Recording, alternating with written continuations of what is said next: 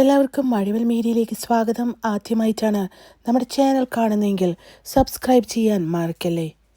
ബന്ധുവീട്ടിൽ വിവാഹാഘോഷത്തിൽ പങ്കെടുക്കാനെത്തിയതായിരുന്നു big boss fame Basheer ബാഷിയും കുടുംബവും.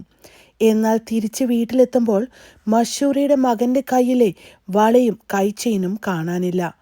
ഉറങ്ങിയ മകനെ ഒരു മുറിയിൽ കിടത്തിയിരുന്നു. അപ്പോഴാകാം മോഷണം നടന്നതെന്നും മഷൂറ പങ്കിട്ട പുതിയ വ്ലോഗിൽ പറയുന്നു. 4 പവനോളം വരുന്ന സ്വർണമാണ് നഷ്ടമായത്. ശരിക്കും ഈ ഒരു ന്യൂസ് കേട്ടിട്ട് എനിക്ക് പ്രത്യേകിച്ച് അത്ഭുതമൊന്നും തോന്നിയില്ല. നമ്മൾ എത്ര ഇറസ്പോൺസിബിൾ ആയിട്ടാണ് ജീവിക്കുന്നത് എന്നതിൻ്റെ മറ്റൊരു ഉദാഹരണം കൂടിയാണ് ഇത്. ഒരു ചെറിയ കുഞ്ഞിൻ്റെ ശരീരത്തിലാണ് 4 പവൻ്റെ ആഭരണങ്ങൾ അണിയിച്ചിരിക്കുന്നത്. എന്നിട്ട് ഈ കുഞ്ഞിനെ കൊണ്ടാണ് യാത്ര പോകുന്നത്, ബന്ധുവീടുകളിൽ കല്യാണത്തിന് പോകുന്നത്. ശരിക്കും ആ കുഞ്ഞിൻ്റെ ജീവൻ തിരിച്ചു കിട്ടിയതിൽ ദൈവത്തിന് നന്ദി പറയാം. 2-3 വയസ്സുള്ള കുഞ്ഞാണെന്നാണ് തോന്നുന്നത്.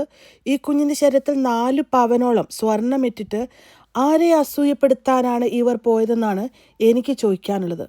ആഡംബരം കാണിക്കാൻ നിങ്ങളുടെ ശരീരത്ത് സ്വർണം വാരി വലിച്ചണിയൂ. പാവം ആ കുഞ്ഞിൻ്റെ ജീവൻ അപകടത്തിലാവുന്ന രീതിയിലുള്ള കാര്യങ്ങൾ ചെയ്യാതിരിക്കൂ.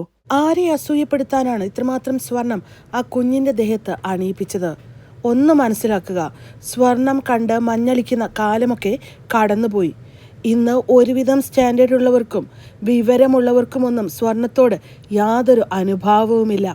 പല പെൺകുട്ടികളുടെയും വിവാഹം മുടക്കി നിൽക്കുന്ന സ്വർണം, അല്ലെങ്കിൽ സ്വർണമിടാത്തതിൻ്റെ പേരിൽ നിങ്ങൾ മോശക്കാരാണെന്ന് ചിന്തിക്കുന്ന ഒരു കാലഘട്ടം, അതൊക്കെ കഴിഞ്ഞുപോയി.